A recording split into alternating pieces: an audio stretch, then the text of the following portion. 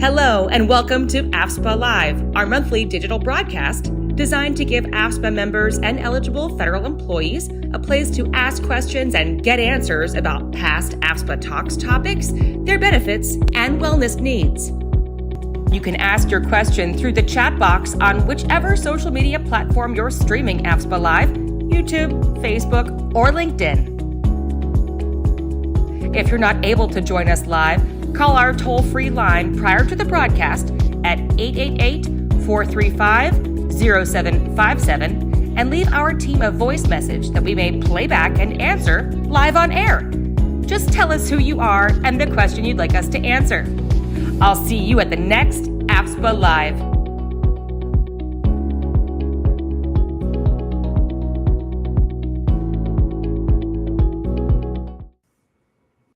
Hi, everyone. Welcome to AFSPA Live, a live video broadcast Q&A session that we stream every last Thursday of the month at 11 a.m. Eastern Time. My name is Maddie Norton, and I'll be moderating the show today.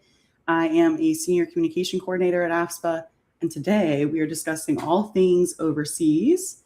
And joining us, as always, is AFSPA CEO Kyle Longton. How are you doing today, Kyle? Hi, Maddie. I'm doing all right. How are you? Great. I'm thrilled to be talking about all things overseas. Me too.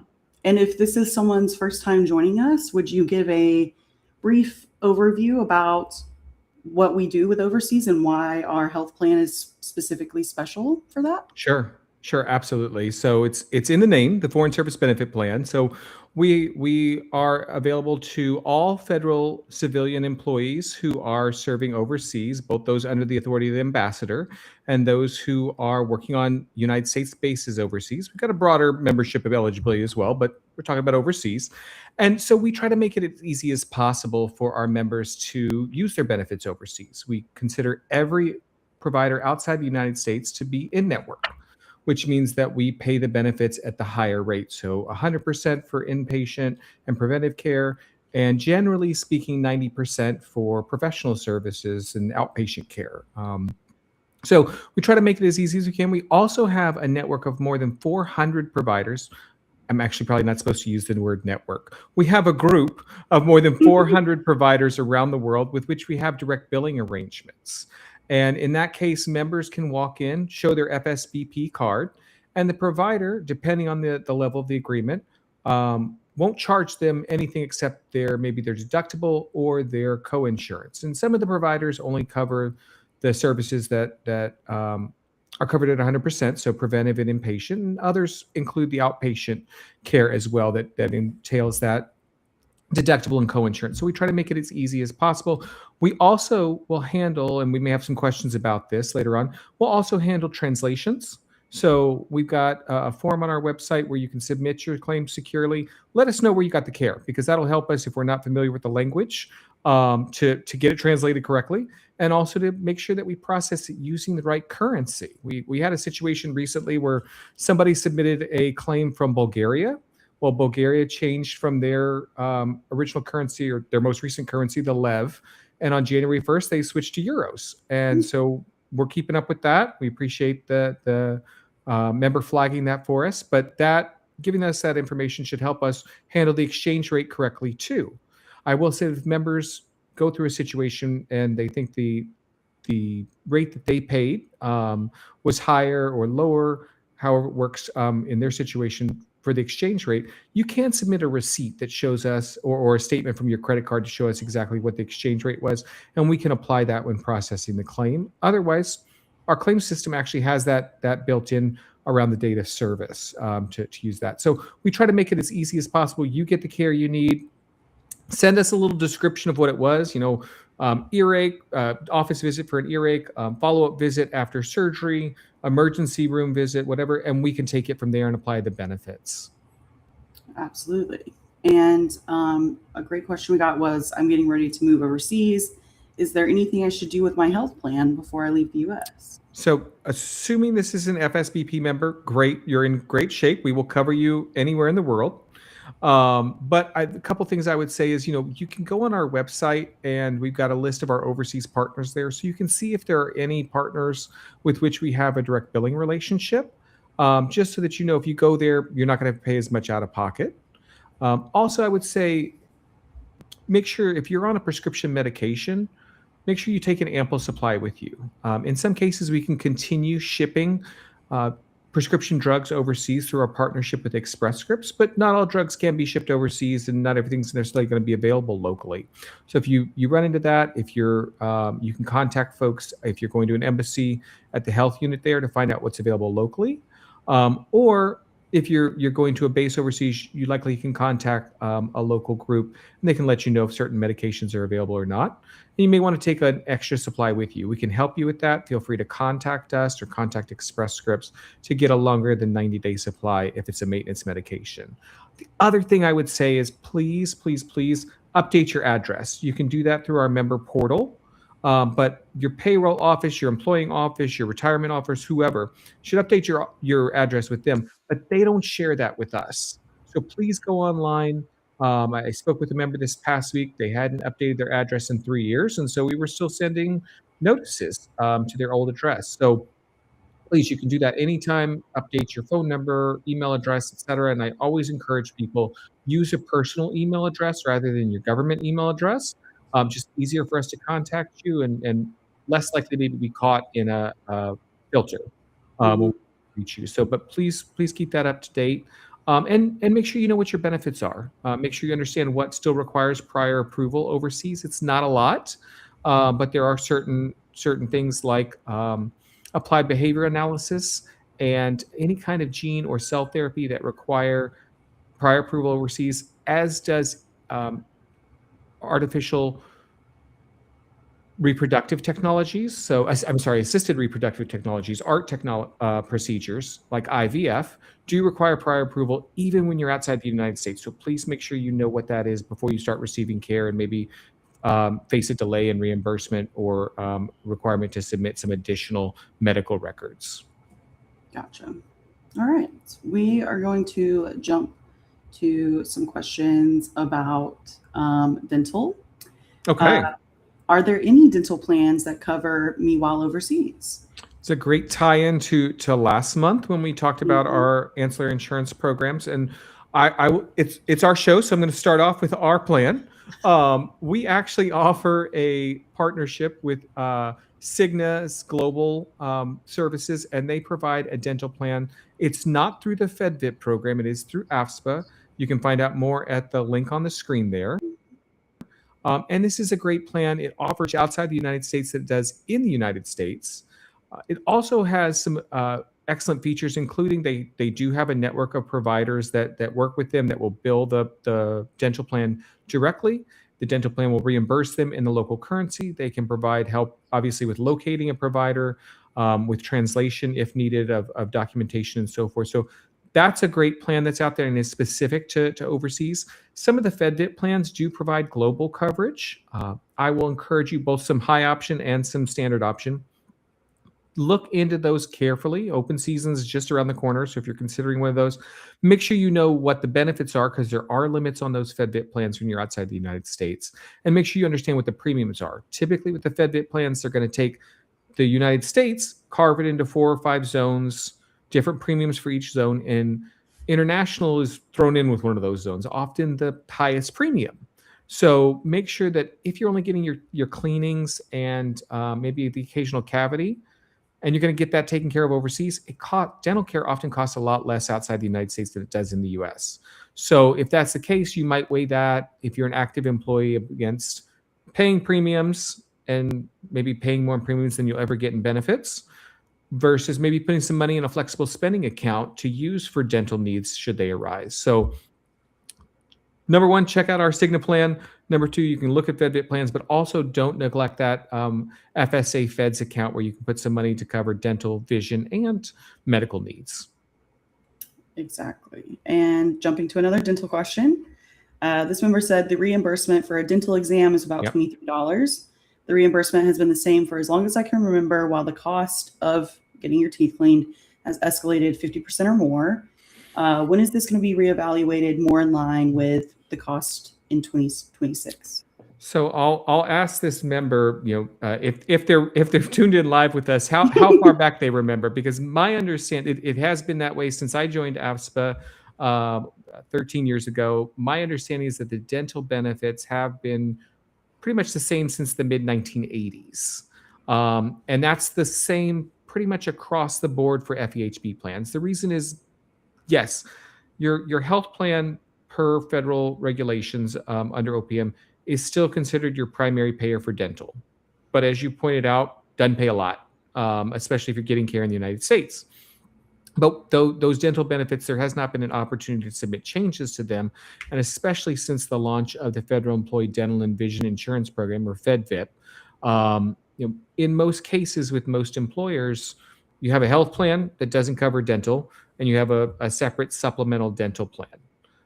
And that is the model, the direction which OPM has been going for more than 2 decades, and I don't see that changing or allowances changing for dental. And I can tell you, I can't share the benefits for next year, but I can share dental benefits are not changing for 2027. So we'll keep this in mind. We'll keep it in mind in our dialogue with OPM about having to submit something to your FEHB plan and then submit it to your FedVIP plan and the delays and coordination and so forth, but no changes on the horizon for 2027. All right. Moving to our third dental question. I'm currently getting dental work in Turkey, and I have paid for my dental full implant. Is this covered? Then they said, I'm still paying my dental coverage premium, and they also need cataract surgery, and they have vision coverage. Is this covered? Okay, excellent. Well, let's start. I'm going to answer this. You said that you're still paying a dental coverage premium. So I'm going to answer this in sort of 3 or 4 parts, actually. I'm going to address the dental piece first. I can tell you that dental implants are not covered under the Foreign Service Benefit Plan. It is a specific exclusion. I think we use the term oral implants, but we're referring to the same thing here. So there's no coverage unless it's the result of an accidental injury, and we would need medical documentation to show that. But otherwise, dental or oral implants are not covered under FSBP. However, some of the FedVIP plans, and I assume that's what we're referring to here with paying a dental coverage premium and referring to Aetna. Aetna does participate in the FedVIP program. They have a high and a standard option. Most of the FedVIP plans, to my knowledge, do cover implants. And there are limits, though, to how much they cover. And it is typically no more than 50%. And there's typically a dollar limit on their coverage for implants. So I would encourage you to contact your dental plan to find out about that. And you may need to submit the claim to us first, get the denial, and then submit both the explanation of benefits from FSBP and then onto your dental plan with the original invoice for them to consider it. So just know there are some limitations, but many of those FedVIP plans do cover implants now. On the vision side, cataract surgery is covered by the Foreign Service Benefit Plan. It is covered by most other FEHB plans, but I can say it's covered by Foreign Service Benefit Plan. One of the other things I will mention is that we do provide coverage for the enhanced lenses. So this is something that, not at least in the U.S., not a lot of insurance technically covers, and so providers may ask you to pay out of pocket, and you can seek reimbursement from us for that enhancement for the next level lenses. But we do cover that. We also typically will cover an eye exam and 1 set of glasses immediately following surgery, because your eyes will have changed. Your eyesight you may need some different coverage. So FEHB, your Foreign Service Benefit Plan, would play primary for that. You'll have to check your vision coverage if there's any secondary coverage, but we are there. Cataracts being considered a medical condition similar to glaucoma, covered under your medical plan. All right. And then we have a question from Bonita. They said, I know you have contracts with numerous facilities worldwide. Do your contracts require that the facilities ask for no payment/deposit upfront at time of admission? So typically, yes, that is the point of the direct billing arrangement, that you can go in and, again, if it's inpatient or preventive care or maternity care, the plan will pay 100%. So typically our agreements with those providers say, bill the plan, will pay 100%, nothing required of the member. If it's outpatient care, most of our partner facilities do have access to a system where they can see the status of the deductible for the member. And so they may collect the deductible and the co-insurance, which is typically 10% for professional services. So they may ask that at the time of admission, or prior to discharge, certainly if we're talking about any kind of inpatient or even outpatient care. But they typically will request that rather than balance billing. It's just not something that is all that typical outside the US. The balance billing, they want payment at the time. It may be that you feel that you've already paid your deductible to another provider, but if that's not showing up in the system, if the other provider hasn't submitted the claim to us, something like that, then that provider you're seeing, let's say today, may still want to collect the deductible because that's what the system is telling them. They could reimburse you later. But typically the direct billing arrangements are designed to avoid 100% upfront payment, but to lower the burden on the member at the time of service. Absolutely. And an important question we got was, are there any options for telehealth while overseas? Yeah, so there are. It is not equal everywhere in the world. I want to be upfront about that, but we do have a service for, I'm going to divide it because it's different services for physical medical needs and mental, behavioral, emotional needs. So let's start with the physical. We do have a partnership. It's through V Health. We title it, but it is backed up by Teladoc, and it's a Teladoc group out of the UK, though they do have a worldwide presence. So members around the world, this is going to be different from the Teladoc that you're using stateside. They're not in contact with each other, so you would have to register for this separately. You can use the QR code there on the screen. But you can engage with them, and in some countries they can provide care, which means they can assess you, they can send a prescription to a local pharmacy, but that's only about 17 or 18 countries worldwide. Other places you can get a consultation. You can describe your symptoms to the doctor. You can tell them how long they've been lasting, and they say, get yourself to the emergency room or take some over-the-counter medicine and check in with your primary care in the morning. That's a level of care that's certainly available worldwide. When it comes to mental, emotional, or behavioral support, we've partnered with, for the last 2 years now, with a group called Lyra Health. And they do provide care outside the United States. There's another QR code for our viewers. You can use that to connect with them. That is specific to care outside the United States. They can connect you with, they have a platform you can use for some self-guided care, and they can connect you with a provider. And typically those providers are licensed in the country where you are resident. And they can connect you with someone there. We do offer some other partnerships. We do offer, these are the telehealth coverages, and both the options I just outlined are covered at 100%, no limit on the number of visits for members. We do also provide telemedicine coverage, and that is a virtual visit with a provider outside of these partnerships that would be covered the same as an in-person visit. So subject to the calendar year deductible and the co-insurance. And let's say that you're a member who's in Germany. That's where our largest overseas population is. And you have a relationship with a doctor in the United States. Say it's, I'll use myself, I see my endocrinologist 4 times a year. And you're over there and you want to keep this relationship going. If your endocrinologist, if your specialist, whoever it is in the US, is willing to continue those virtual visits while you're overseas, we will cover that. Okay, it's a little different from some other plans out there, but we will cover that the same as we would an in-person visit. But it is contingent on the provider being willing to do that. We can't force them to do it. And in some cases, they say, look, if you're not in Maryland or DC or Virginia, I can't provide care to you if you're not physically located there. But that is something we would cover, assuming they're willing to do that. All right. Then we got another question. What is the most convenient way for a member to receive a second medical opinion on a diagnosis received while living overseas? Yeah. So of course you can go see another provider in person, get a second opinion there. However, we do offer an expert second opinion service in partnership with both Children's National Hospital in the DC area and also with the clinic, which is an online version of eCleveland Clinic. That previous name was eCleveland Clinic, but it is associated with the Cleveland Clinic. Both of these are not live face-to-face virtual appointments. It is a way for you to upload documentation, your doctor's opinions, pathology slides, imaging, etc. Submit those. We have an email address I think we can share with you. You can email and just let our team on the clinical side at Aetna know look, this is what I'm facing. What more do you need from me? Does this qualify? Because let's say it's an ear infection.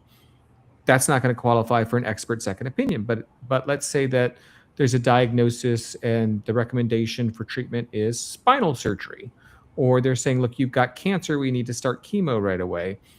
You can send that information in, and typically within 5 business days, typically it's a little bit shorter, but 5 business days, once we've received everything, you'll get a written second opinion back. So you can know, does this look like what the doctor in the foreign country has diagnosed? Is this the typical path of care that I would see in the United States, or should I be asking other questions, looking at other ways for care? So that is the best way to do it. Go ahead and email secondopinion@aetna.com. And our team there, it's a dedicated team for Foreign Service Benefit Plan, will review the information you send, ask if they need anything else, and then get you set up with a secure way to upload all the documentation they need. They can even help with translation if needed to get you that second opinion and get you comfort to know that the path forward is what you would receive in the United States as well. All right. Now we're going to move to some reimbursement questions. So, okay. I know, our favorite. What's the quickest way to receive my reimbursement after going to an overseas provider? I see we're starting easy. Okay, I like that. So 2 steps. One is go ahead and sign up for electronic funds transfer. That is the fastest way to get reimbursed from claims you submit to Foreign Service Benefit Plan. We've got a link to that within our forms and brochures section on our website. You can find that, and you can just submit it online. It's a secure form. If you don't feel comfortable with that, there's a PDF you can fill out and mail or fax in. But otherwise, you can fill it out online. We'll get that set up. That's the fastest way to get money back. But the best way to also get your claims to us is to submit them through the AFSPA member portal. So submit that to us. You can see the link there on the screen. Submit it through the member portal, not through the Aetna site. So the Aetna Secure Member website, I believe, also offers an option to upload claims. It works, but we highly recommend sending it through the AFSPA member portal. The reason being that if there's some question and you contact us before the claim is finalized, our team at AFSPA can pull up the claims that you submitted through the AFSPA member portal. If it's gone through the Aetna Secure Member website, we can't access what you've uploaded until the claim is finalized. So it's a way for us to look at it, to advocate for you, to make sure that things are being handled as expected in our partnership with Aetna. But definitely make sure you sign up for that electronic funds transfer. All right. On the same topic, we got a question, but we kind of broke it up into 2 parts. So this question says, we have AFSPA in connection with Aetna. Is it better to submit a claim through the AFSPA website or Aetna? Also, your website says claims are paid in 10 to 20 days. However, mine are taking longer. Is there something I need to do to a faster turnaround on reimbursement? Okay, sure. So just to reiterate, the AFSPA secure form, the AFSPA member portal is absolutely the best way. The timeline is the same as submitting it through the Aetna website if you were to do that. But again, it's more accessible to us. We're keeping an eye on things. And then, yes, we've gone through, some members have highlighted this. We have seen that claims are taking a bit longer than they did, let's say, 3 years ago. The membership is also a lot bigger. The claims volume has, I'd have to go back and double check, but I think in the last 3 to 4 years, it has doubled. So in 2025, we had more than 2.2 million claims, including more than 500,000 foreign claims outside the US, each of which has to be handled. Those foreign claims all have to be handled by a human being. Yeah. And a lot of our stateside claims have to be handled through a human being rather than going through an auto adjudication process that some stateside claims can go through. So that does take time, although I believe early this year we learned during a podcast a processor can handle a claim in about 7 minutes, which is amazing. Sometimes it takes me that long to read through it and figure out what we're looking at, but that's why they do that, not me. But we are typically, I get a weekly report from our claims processors, and claims processing for both overseas and stateside is running at about 21 days. So it is taking longer than that 10 to 20 days that we used to see. 30 plus days, there may be questions that we're asking. If that clock starts once we get a translation. So if something is of a high dollar amount. If it is complicated or a language that our processors are not familiar with, they may have to send it off for translation. That typically takes less than 24 hours once they see it to get the translation and then start working on it. So make sure you're signed up for EFT. We have hired, we are doing training. We'll start hopefully to see that time come down a little bit, but please do expect that it will take around 21 days, and that's for the claim to finalize. It's another day or two before the payment comes out. Absolutely. And then the second part of the question was, I'm getting second notices from companies when I request that insurance pay them directly, and I'm not happy about having to pay extra fees. So I've started paying them directly and then asking for reimbursement. Are there any suggestions for a better way? Yeah. So, and I'm not sure. I think we looked at this question. It was coming from a member whose email address indicated they might be overseas. But I will say, overseas, unless we have an established direct billing relationship, our only method for paying an overseas provider is to send them a paper check in US dollars. Even if you send us the information for their routing number and so forth, we will send them a paper check in US dollars, which will take some time to reach them and some additional time for them to process it. And I've seen instances also where foreign banks will hold a check in a foreign currency for up to 30 days before the provider can actually access the funds. So I want to share that. So that could be part of it. So if you're overseas and asking us to pay the provider directly, we're going to be sending them a paper check, and that's going to take some time for them to receive and process. So often, if we don't have the direct billing arrangement, then yes, probably paying them and submitting to us, and then we'll reimburse you through electronic funds transfer once you've registered for that, is probably the fastest way. If this is happening stateside, again, we're going to pay them via paper check if they're an out-of-network provider. If they're an in-network provider, they should not be asking you for payment. They should be billing the plan directly and then balance billing you once they process the claim. So I hope that answers the question. Happy to follow up with a future communication or on a future AFSPA Live if that makes sense. All right. We got this question in.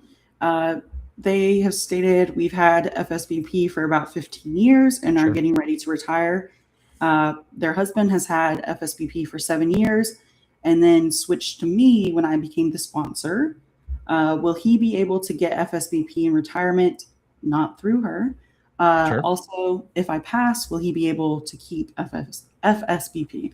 Okay, great question. So yes, a couple things here. I'm assuming that both you, based on what you've written, both you and your spouse are both federal employees, both eligible for FEHB coverage, including FSBP in your own right. And I'm looking here, it sounds like maybe both of you are preparing for retirement. So early congratulations, that's exciting. But yes, absolutely. If your spouse is being covered as is dependent on your plan for a time, but is eligible for any kind of FEHB coverage in their own right, they can come back to that. Again, assuming they meet the requirements through their own employment, that they've had FEHB coverage under you prior to their retirement, and they're eligible for and taking an immediate annuity, then they could enroll in their own right. And in fact, that may make sense, especially once you both are retired, because two self-only plans are going to cost less than in self and family, and certainly less than self plus one under foreign service benefit plan. So yes, he should be able to enroll in that in his own right. Now, you asked about if you pass, so I'm assuming we're talking here, if you predecease him, will he be able to get it? Because he is eligible in his own right, he should be able to enroll even if he's still covered under you at the time of your passing. I don't have the qualifying life events right in front of me, so I can't reference exactly which that would be. If he isn't eligible in his own right, you would need to designate him to receive your survivor benefits. But again, if it's just the two of you, I would encourage you both to explore self-only enrollments and save some money, but also not have to worry about that last question about keeping things if one of you predeceases the other. All right. I will also mention we do have a partnership with a group called Retire Federal. information on our website. If you go to afspa.org/AIP, you can Mhm. find under professional services. That's a great group headed by Tammy Flanagan and a number of her colleagues, and they can talk you through these various aspects. She's been a retirement counselor for more than 40 years for federal employees. They can answer these questions well. There is a charge for the service, but they can also make sure that your finances are in order, paperwork's in order, tell you what to make sure you take with you when you leave federal service, what to download, et cetera, and also how to prepare if there is a delay in the processing of your retirement. That is getting faster these days, but some people are still waiting several months for their retirement to be processed, particularly by the OPM retirement office. Right. All right. We are going to answer one more question before we go into our spiel about everything coming up. Someone asked, I'm moving abroad for my job and need to take my in-laws who currently live with us. Does FSPP offer any ways to insure my in-laws while we're overseas? Okay, I love this. We started with something that tied into our AIP episode last month, and we're ending in the same place. So we do. And what I want to be clear is that AFSPA offers something, but it is not the Foreign Service Benefit Plan. So we do offer what we call members of household insurance. So your in-laws are not eligible for coverage under your Foreign Service Benefit Plan or any other FEHB plan. They're just not eligible family members. But you do want to make sure you have insurance for them if you're going overseas. Check out the member of household insurance options we have. If they are over the age of 65, we do have some plans specifically for that age group. If there's under 65, we have a wealth of other options in there, but take a look at those. These are similar to a travel insurance, but they're intended for longer term coverage. And there are ways to customize them to a certain extent, but definitely make sure you have that, because if they're on an HMO or Medicare or anything like that, it's not going to cover them overseas. But you can look at some of these plans having a higher deductible so you get a lower premium, or if you know they're going to need care right away, you can enroll in something. A number of these have tiers that, while these plans are not Affordable Care Act ACA compliant, they do in some cases offer tiers like a bronze, a silver, gold, platinum, just to show you the richness of the benefits for the various plans. So take a look at that, make sure you've got something. Then also keep track of the timeline. Many of these plans are available for 364 days and then eligible for renewal, but only a certain number of times. So keep an eye on that. Make sure they've got that coverage in place before they go overseas. It's a great question. All these have been great questions. So thank you all for submitting them, for joining us today. Yes, we appreciate receiving questions. And if you missed out on this live show and couldn't submit a question in time, don't you worry. We do this every month. Our next AFSPA Live will be September 24th at 11 a.m. So definitely put that in your calendar and look out for the form that we will send out where you can submit your questions in advance, or you can join us on September 24th and submit them live. In the meantime, we do have a couple of events coming up.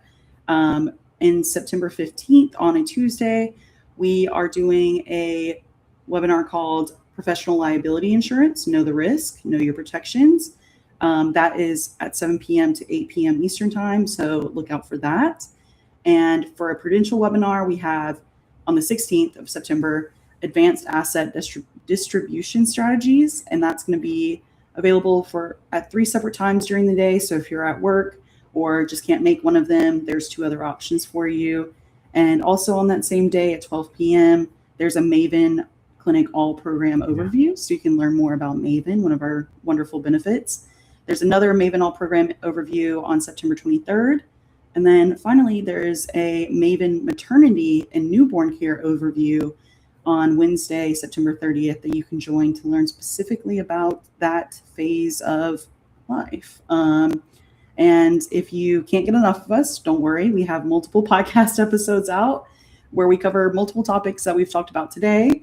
And we would love to hear any topics you would like to hear from us about. Let us know. And you can find that on the YouTube channel that you're probably watching this on right now at AFSPA Cares, or you can go to our Buzzsprout channel or listen on any podcast apps, Apple Podcast, Spotify, whatever it may be. You can find all of our episodes there. Otherwise, unless there's anything else to add, Kyle, thank you for watching. Yeah, I will just say some of those events that you mentioned, the Prudential professional liability and Maven. Those are offered by our partners, so we're trying to make them available to our members so that you know what is out there. Where some of them may offer products like the professional liability that aren't offered specifically through AFSPA, but we know right now that is an interest for a lot of federal employees. So we've partnered with another group that also focus on federal employees, and we may compete with them in some areas. But please know we try to feature these options that we can't offer right now, but they can and may be of use to you. But also do tune in for those Maven. Such an amazing program, great feedback we get from members all the time. Same with the Prudential webinars. And what a great opportunity this was to engage with us. And Maddie, I'm so glad to have this time with you and with our members. I hope that you will join us again September 24th when we're back, and we'll be just on the cusp of open season. Yes. It's still 2 months plus out, but we're getting ready for it. So more to come, probably not till October, but more to come on that. So we'll see you again soon. Absolutely. Thank you, everyone. Thanks for watching our broadcast. Join us again the last Thursday of every month at 11 a.m. Eastern. Also, don't forget to look for AFSPA Cares on all of our social media channels: YouTube,